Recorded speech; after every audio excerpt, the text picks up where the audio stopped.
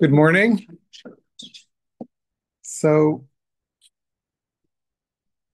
the Shiur today would be more or less an introduction to the book of Melachim, which we all started and we're way in it already. Today we're doing Pakim 13 and 14 already. So I want to start from the beginning. Sefer Melachim starts, it makes sense where to end Sefer Shmuel and start Sefer Melachim. It seems that Sefer Shmuel ends with David and Melachim starts with Shlomo.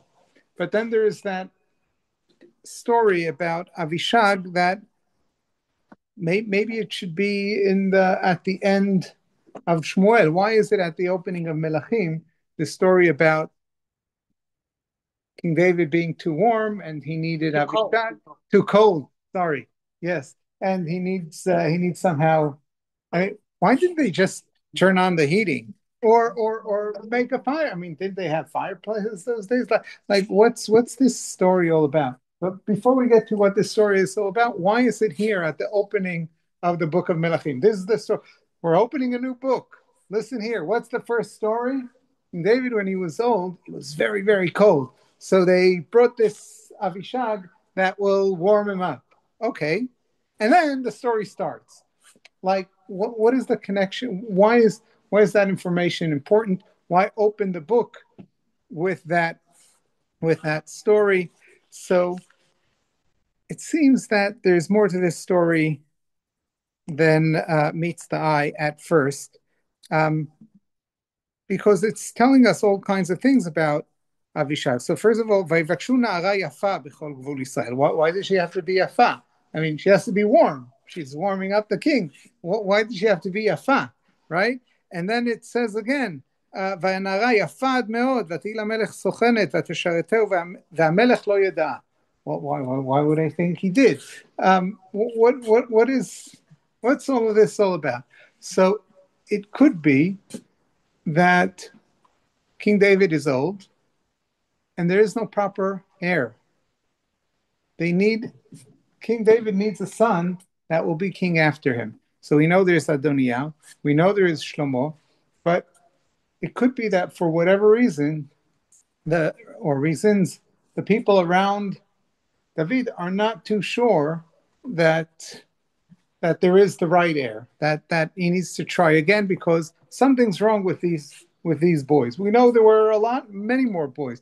Chazal tells us about many sons that David had. Well, he was a king. He had many queens and many wives, and there were many sons. And what makes it possible to understand it that way is that there is no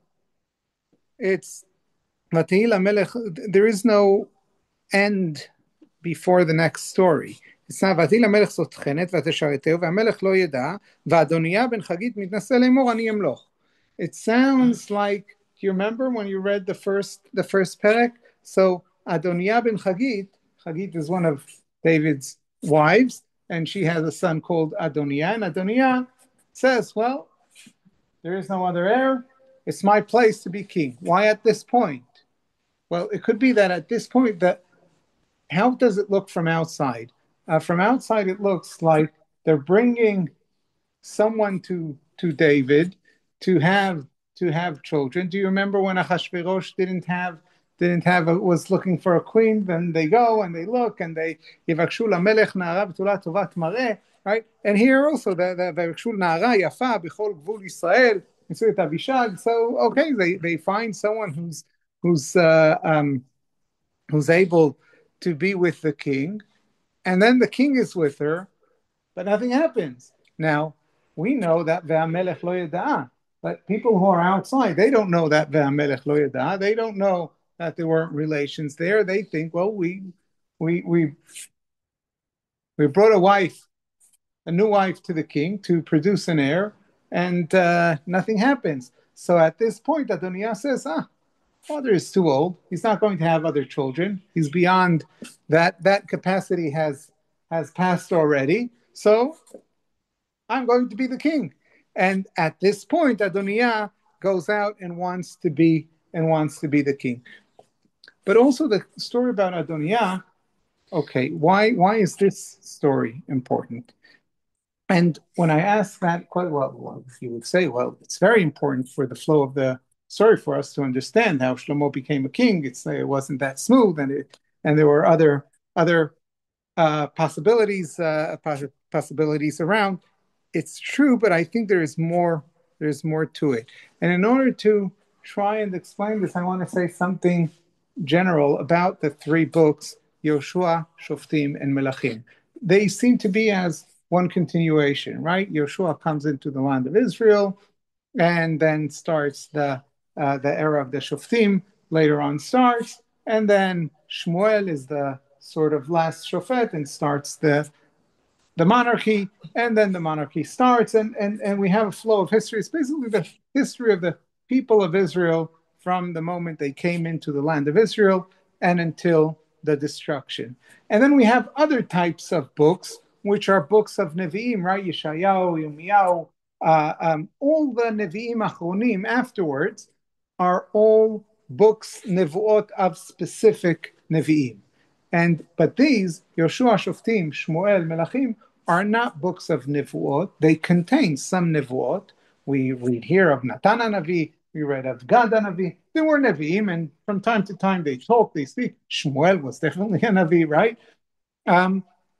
But the books are not about the Nevuot of the Nevi'im, even not the book of Shmuel. It's not about him. It's a historical it's the history of the people of Israel at the time. It contains some nevuot, unlike the books from Yeshayahu, Yirmiyahu that we are going to see that they're mainly the focus of those books are the nevuot of the Navi. So there is an author that writes his nevuot or someone else's nevuot, doesn't matter, but of a specific person, and that is what is important. But here we see and one might have argued maybe it should all be one book, the Chronicles of. Oh, just a minute, but we have Chronicles already. So what's the difference between Chronicles and this? This is not Divrei Hayamim. Divrei Hayamim, Chronicles, is there to give us really the Chronicles. Divrei Hayamim. That's why it's called Divrei Hayamim. Perhaps, but we'll discuss it when we'll get there. But here, it wants to tell me more than just history. These are not just books of history. They contain history as they contain other matters, but it is not their focus. Their focus is different. Now, I'll add another question and then try to figure out what is going on here. The other question is this. When we look at the books, Yoshua, Shoftim, Shmuel, Melachim, then it makes sense that when we look at Yoshua is the story of coming into Israel. That's a dramatic time during the time of the people of Israel. Okay, so there is a book devoted to that. Then Shoftim is a period of about 200 years of the different Shoftim.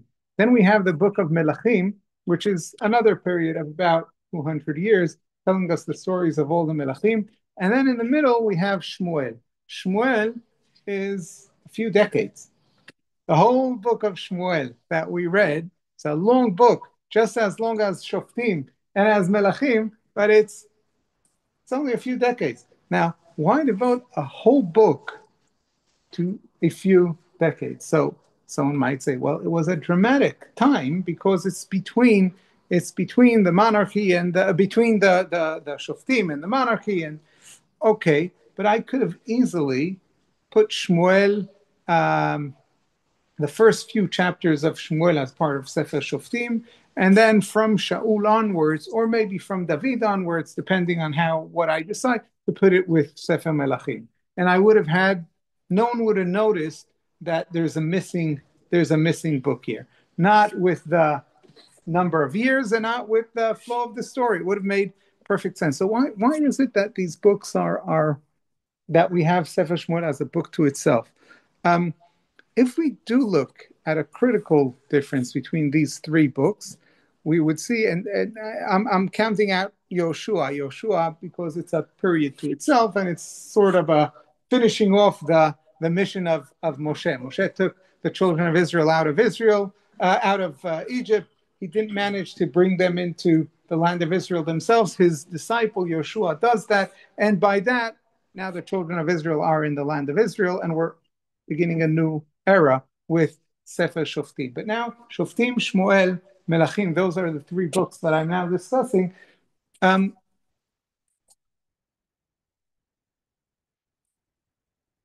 What is a fundamental difference between these two books? So during the book of Shoftim, we have the Mishkan, and the Mishkan is always somewhere in the it's was in the Gilgal. Then it got to the but eventually it got to Shiloh, and then but there is always the Mishkan.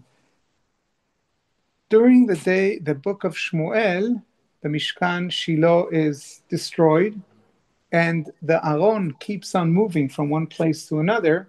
And where do the people serve God? There is no Mishkan. How is God now served? Korbanot are brought where? On the Bamot, right?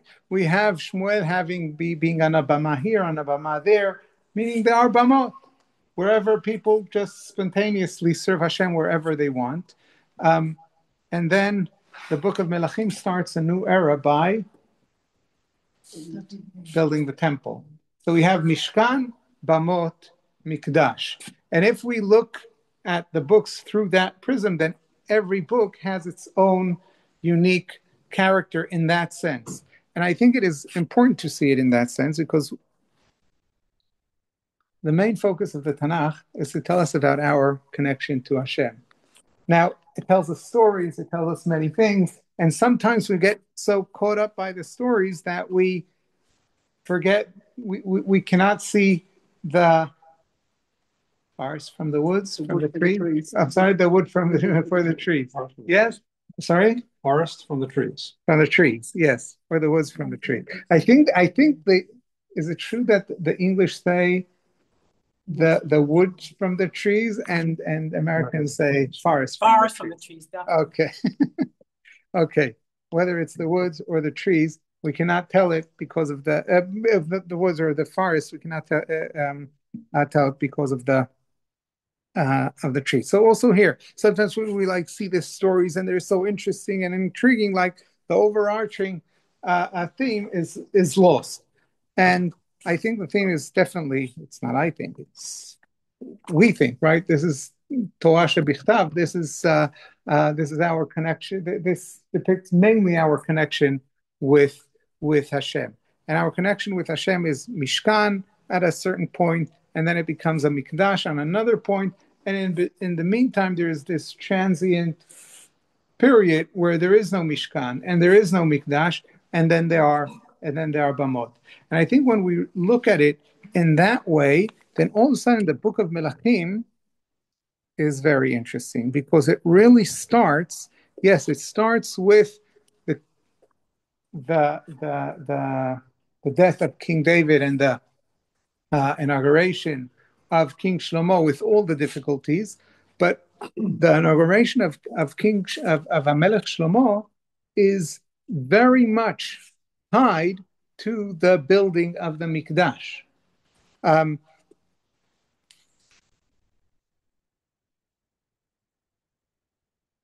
When David comes and tells Shlomo what is it that he wants him to do, then a very great part of David's what's the word? Tzava'ah to Shlomo is about the building of the Mikdash. And then the whole story of the greatness of Shlomo, when we are talking about the great time, the great period of his reign, is about him building the Beit HaMikdash and his prayer that we're soon going to go through, or parts of it, of building Beit HaMikdash. So the building of the Mikdash seems to be a very important thing in the story. By the way,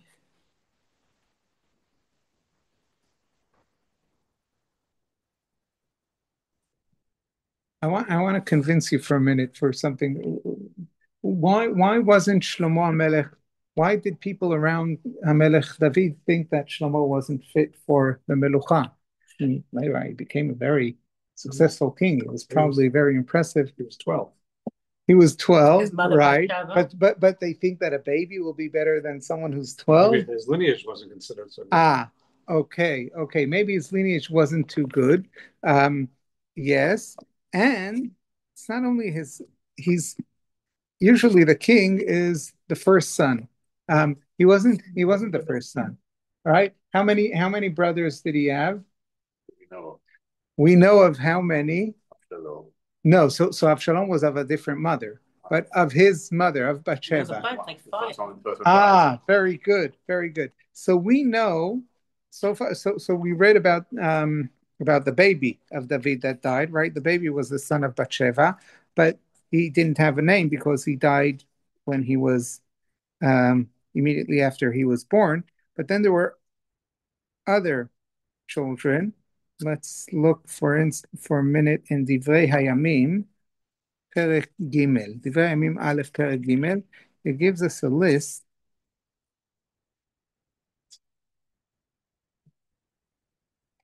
of the children of David, and it says Divrei Hayamim Perek Gimel Aleph Perek Gimel Pasuk Hey. ואלה נולדו לו בירושלים, שמעה ושובב ונתן ושלמה, 4 לבת שוע בת עמיאל. Who's בת שוע? Bat Shua is Bathsheba, right? Vav and Bet sometimes are replaced. So Bathsheba had 4 children that probably lived for a period but died young, because why is it that Shlomo becomes king if he has 3 older brothers, Shema, Shovav, and Natan? They probably all died. So, yeah, if not, why did Shlomo become the king? Why is Bathsheba necessarily queen? So that is another question. It's not the topic of the Shiur, but it's a very important question. When David promises to Bathsheba, we read that already. He promised to her, and that is what she says to him when she comes in. He promised her that her son is going to reign after him. Now, why did he promise that? Maybe because that is the essence of what does the Torah? The Torah says that if a man goes and forces himself or forces a woman to have relations with him, what is the halacha? What then happens? He must marry her. Lo yuchal l'shalcha kol yamav, meaning he has to devote himself to her, and not like she becomes his wife to the end of the day. So it could be that is part of the, he felt that it is his responsibility because he did to her what he did. But that all his other sons or their followers felt that way. No, they didn't. Definitely not Adoniah. Sorry? So it wasn't clear. No, it wasn't clear to the other. No. To David, it was as we see. But no, to the people around, it wasn't clear at all. To Adoniah, it was definitely not clear, and to Yoav and Evyatar and the others that went with Adoniah, was also not clear. I don't know if they necessarily thought they're going boldly against David. They thought they're encouraging David to recognize Adoniah or something like that. Okay. But coming back to the Mikdash, when we read in Divrei Yamim the parallel Fakim to what's going on in our Vayas, so really I'm starting in Perek Kafbet Pasuk Zayin. So there, Vayomer David Shlomo, Bni, Ani haya im levavi livnot bait l'shem Hashem Elohai. I wanted to build a home for Hashem. והיה עלי דבר השם לאמור, דם לרוב שפכת ומלחמות גדולות עשית, לא תבנה בית לשמי, כי דמים רבים שפכת ארצה לפניי, הנה בן נולד לך, הוא יהיה איש מנוחה, והניחותי לו מכל אויביו מסביב, כי שלמה ישמו ושלום ושקט אתן על ישראל בימיו. So he's telling Shlomo, you were destined to build Beit HaMikdash, and Hashem already told me before you were born that you are going to to be born, and your name will be Shlomo, because it will be wholesomeness and peace throughout your reign. You are going to build Beit HaMikdash. That is your purpose. I'm not able to, because I have done wars, and it is not for me to build Beit HaMikdash, but it's for you. הוא יבנה בית לשמי, והוא יהיה לי לבן, ואני יהיה לו לאב. Who's going to be? Hashem is saying, he will be my son, and I will be his father. So if you ever asked, in Judaism, who's the son of God? Yeah, we all are. והכינותי כיסא מלכותו על ישראל עד עולם. I will establish his throne over Israel forever. אתה בני יהי השם עמך והצלחת ובנית בית השם אלוהיך כאשר דיבר עליך. And therefore now you are going to establish the home for Hashem as Hashem had spoken about you. And then it goes on and continues, and then I move on to Kafchet, Perek Kafchet, Pasuk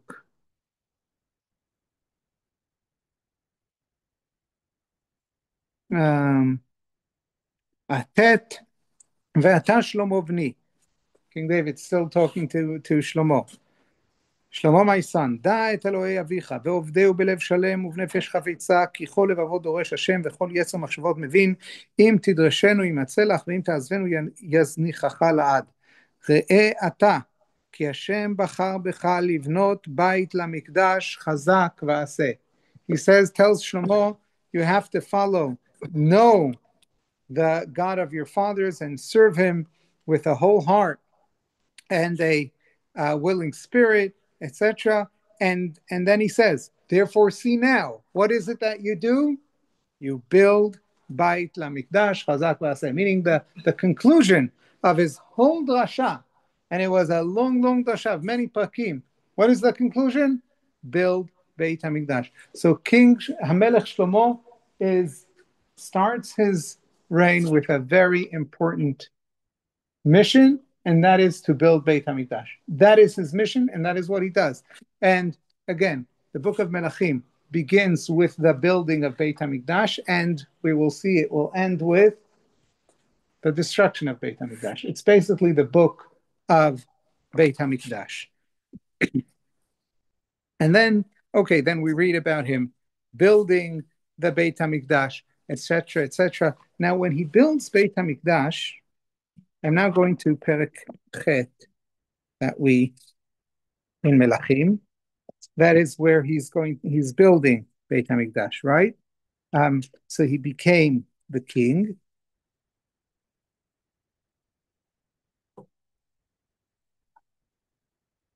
So the Perek starts, Az yakhel Shlomo et ziknei Yisrael et kol rashi matot nesi avot bnei Yisrael. So this Az yakhel Shlomo, we have another pasuk that starts, Az yakhel Moshe, right? Vayakhel Moshe, right? Vayakhel Moshe et kol Yisrael, and here we have Az yakhel Shlomo. So we have Shlomo is called Kohelet because right, we say Kohelet is Shlomo because he said dvarim bekehila, and also the king, that is what he does every 7 years. We had Hakel, but so this all starts, and what are they doing now when they are makhil all of the people? So I'm going to Pasuk Daled. ויעלו את ארון השם ואת אוהל מועד ואת כל כלי הקודש אשר באוהל ויעלו אותם הכהנים והלוויים. So they brought the Aron. And then it tells us the whole story of them putting in the Aron, and that this paragraph ends with Pasuk Yud Aleph, Yud and Yud Aleph. Just a minute. Okay. They put the Aron, and then ולא יכלו הכהנים, I'm reading י"א, לא יכלו הכהנים לעמוד לשרת בני ענן, כי מלא כבוד השם את בית השם. The moment they bring in the Aron, now comes the cloud, and כבוד השם מלא את בית השם. אז אמר שלמה השם אמר לשכון בערפל, בנו baniti beit zvun lach machon leshivtecha olamim. I built a house for your dwelling, a place where you will sit forever. And then he has this whole prayer that he has, and we could learn a lot from his prayer about the essence of Beit HaMikdash and the connection between the children of Israel and Hashem. He mentions there, what does he mention again and again and again? Before we get there, just a minute. He put the Aron there. It seems like the pinnacle of the Beit HaMikdash is the Aron. The Aron Ha'edut is there, and it describes what is there in the Aron.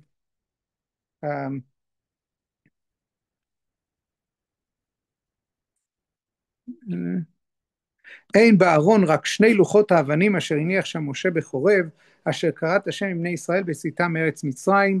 So that is basically what the main part of the Mikdash is. That is where that depicts our brit, our covenant with Hashem. The luchot habrit are in the Holy of Holies. That is what is there, and that concludes the story of the building of the Mikdash. What concludes the story?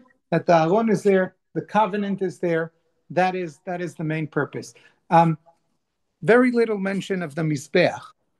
They're mentioning korbanot. They brought a lot of korbanot, tzon u'meri larov, but they're done as part of the celebration. But what are they celebrating? Not that now we have a place where we could do korbanot, because they could have done korbanot until now in the Bamot, everywhere. Now they do it only here. That is true. So one purpose of the Mikdash is that this is where korbanot are done. And by the way, it's very different in the Rambam. The Rambam, when he describes the mitzvah of building Beit HaMikdash, he says to build a Mikdash, makom muchan leakriv bo korbanot, meaning one of the at least an important essence of the Beit HaMikdash is makom muchan leakriv bo korbanot. But here from the psukim, it's not so much what comes up from these psukim. From these psukim, we see the focus is Aron Hashem, and then Shlomo HaMelech has this very long tefillah where he doesn't really mention too many korbanot in that tefillah. He mentions what?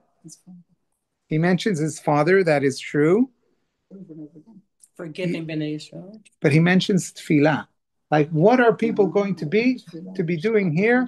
Tefillah of an individual, tefillah of the people of Israel, tefillah of each and every person of all humanity that will come to this mikdash. This is going to be the center. Why do we always say tefillah is instead of korbanot when the whole point is that?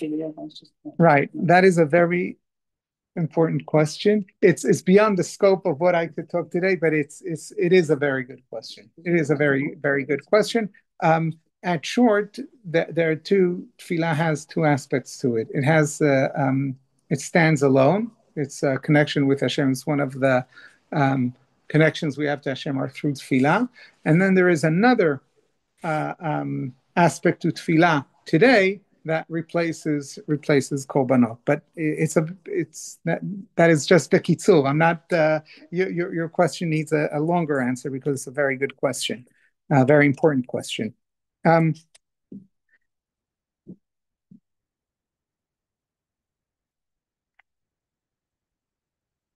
So the book of Melachim is the story of building Beit HaMikdash, and really we have the Melech Shlomo at his glory, right?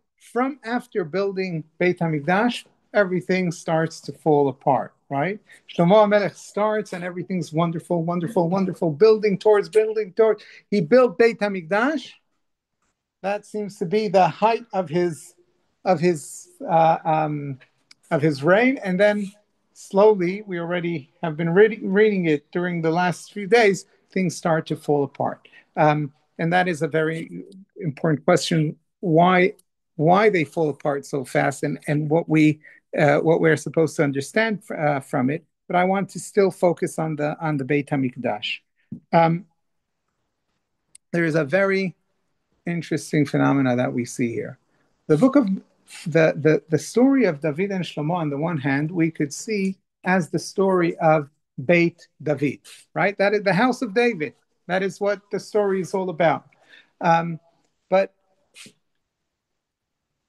if you take my suggestion that the main theme of the book of Melachim is actually the Mikdash, and the stories around it have to do with it, but the main focus is the Mikdash, then it's not Beit David, but Beit Hashem, Beit Hashem, right? So it's interesting that we have Beit David, Beit Hashem, and I want to end by an interesting thing that we see in davening. In davening, we read the book of Shmuel. Before I get to the davening, we read the book of Shmuel. Then we continued to the book of Melachim. Now, when in Shmuel the people want a king, then Shmuel is not so thrilled about it, right? And when he speaks to Hashem about it, Hashem doesn't tell him, Shmuel, you're wrong. Hashem tells him, Shmuel, you're right. Hashem tells him, listen, Shmuel, you're so right, but don't take it personally. That is what Hashem is telling him. You have to know, you're right, but it's not you that the children of Israel want to replace with a king. It is me that they want to replace with a king. And therefore, well, we would have thought, and therefore it's terrible. But Hashem says, and therefore, let them do it. Right? That is basically what Hashem is telling Shmuel. It's not you, it's me, and therefore it's okay. Well, it's okay that they're leaving Hashem and wanting another king. So what's going on here? So that is what. So the book of Shmuel, the person, of course, but also the book of Shmuel gives us a message that a king overall is not a good idea. Hashem allows it for whatever reasons.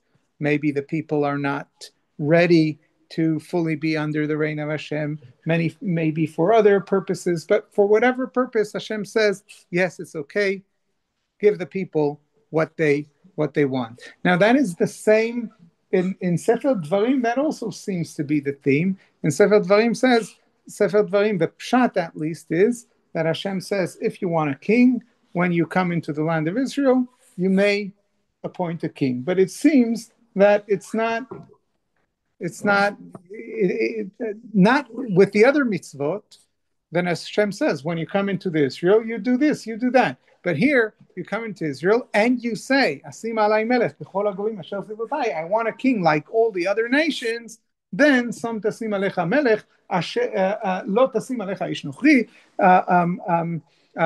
Then you put a king, and there are certain restrictions, and the Torah goes on to tell you what the restrictions are. So that's a very good question. The Rambam doesn't see it that way, and also Rabbi Yehuda in the Gemara doesn't see it that way, and the Rambam follows Rabbi Yehuda.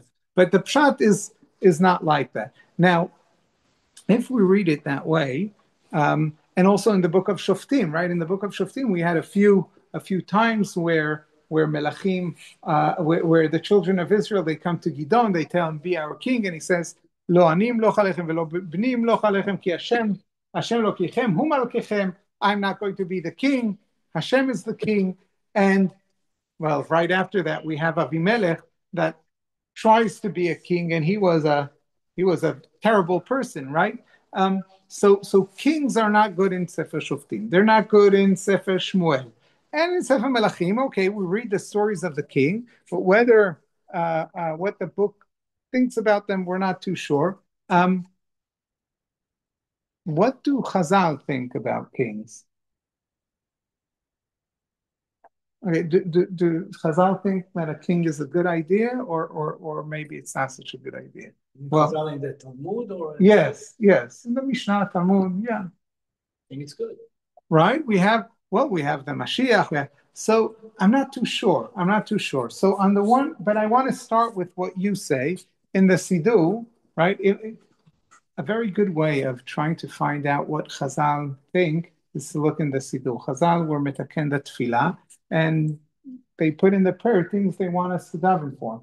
And when we daven, so we have Etzemach David Avdecha, מהרה תצמיח, וקרנו תרום בישועתך, כי לישועתך קיווינו כל היום, ברוך אתה השם, מצמיח קרן ישועה. So we are asking את צמח דוד עבדך, but note that we are we are asking Hashem for the something about David, but the word king is not mentioned in this pasuk even once. And it's not that Chazal didn't know how to say king or monarchy. They knew, because a few brachot before that, Hashiv HaShoftim K'Rishona, V'yotzenu K'Vatchila, Umloch Aleinu, Ata Hashem, Levadcha. Okay, so when we're asking for the Shoftim to come back, we say, bring back our Shoftim, and you, Hashem, reign over us alone. Alone meaning without a king. So it's Tzemach David, what is that all about? Levadcha or Tzemach David. So it could be, and I'm not saying one has to understand it this way. There could be other understandings to the tefillah. It could be that Chazal say, yes, David depicts a very important, it's an important symbol of something in Am Yisrael, but not necessarily the monarchy. It's not necessarily about being a king, but it's about something. And I'll explain what is it in a minute. When we ask for a king, we ask for Hashem as a king, and that is in Hashiv HaShoftim. And then later on, now I tricked you a bit, because before it's Tzemach David, there is what? Bracha v'Yerushalayim Yircha. And in that bracha, we come very close to saying king about David. We say, V'chisei David me'era letochat achim. So you're saying, Hashem, build Yerushalayim, and V'chisei Hashem, bonei Yerushalayim. Okay, so part of building Yerushalayim is having the throne of David established again in Yerushalayim. So perhaps there is a throne of David, but then it's talking about it in a higher throne. Yes, but it's talking about in an amorphic way, maybe not so clear. It could be, and why is it tied to Yerushalayim? So if we say that the story of the house of David is the story of building the Mikdash, then perhaps we could understand that tefillah as saying, we are asking you, Hashem, to rebuild Yerushalayim, restore the throne of David, Bonei Yerushalayim. It's Tzemach David Avdecha Me'erat Tzmiach, have his, how would you say in English? It's Tzemach David Avdecha Me'erat Tzmiach. Have it grow, his dynasty. His dynasty should grow. Thank you. וקרנות היום בשבועתך, okay. מצמיח קרן ישועה, but it ends with מצמיח קרן ישועה, not מצמיח קרן David, right? Having Hashem gives us salvation, and then what is the immediate bracha after that? Shema Koleinu, and then Retzeh. Now, why is Shema Koleinu between that and Retzeh? I would, if Chazal would have taken me as their advisor to put together the tefillah, and they would take and say, these are the different brachot that we want, put them in order. So I would say, okay, I'll tell you what the order is. Yerushalayim, very good, Yerushalayim, then Retzeh. Right? You build Yerushalayim, and then in Yerushalayim you have Beit HaMikdash with Korbanot, and I'm not too sure what to do with Tzemach David and Shema Koleinu, maybe somewhere at the end, I'm not too sure. But we have between the Bracha and Yerushalayim and between the Bracha and Beit HaMikdash, we have King David and Tefillah. And it could be that what is happening there, Chazal are going through Sefer Melachim in the Tefillah. They're saying like this: Yerushalayim is definitely King David. King David established Yerushalayim. He conquered it from Yevus. Yerushalayim is David. They're together. So when we ask, and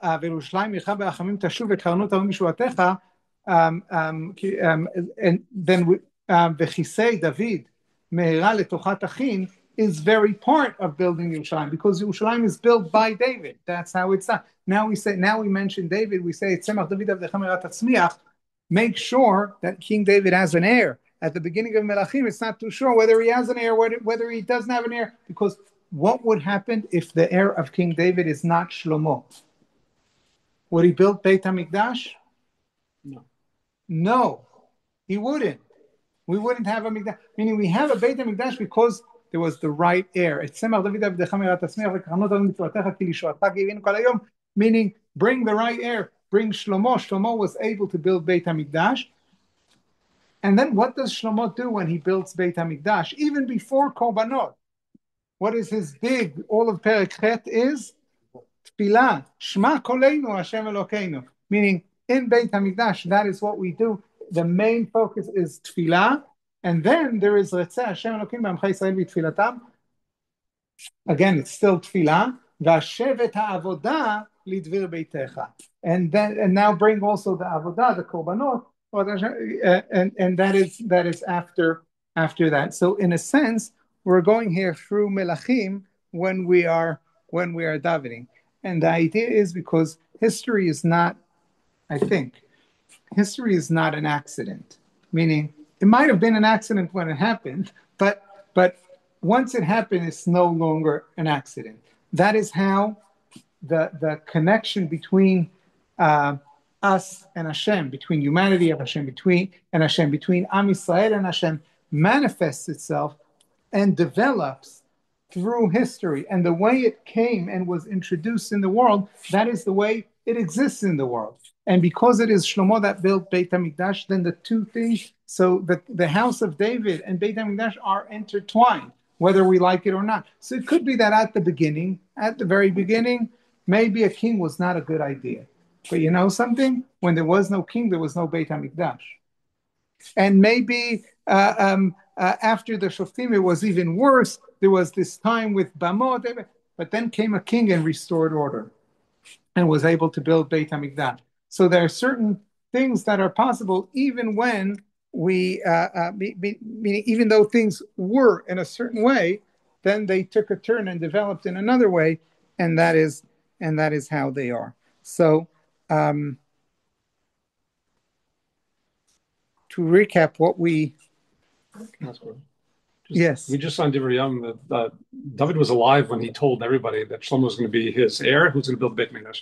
So why in the beginning of Melachim do we have people like Yoav who are supporting Adoniah, and like it doesn't seem like there's consensus. Right. So all of that happened during the days of, meaning King David is an old guy in his palace, and he needs to be kept warm and covered with the smichot, and they're trying to produce an heir, and no one knows what it will be. And then Adoniah goes and does all these things. And then Bathsheba and Natan come in and say, David, what's going on? And then we see all of a sudden he gets up and he starts moving, and he takes Shlomo, and he takes Tzadok HaKohen, and he does all of this. So all of that is happening when he's still alive. And that is when Adoniah and all the people hear what's going on and say, oh no, what a balagan, and they give up, and Shlomo becomes the king. Shlomo becomes the king, as you pointed out, while King David is still alive.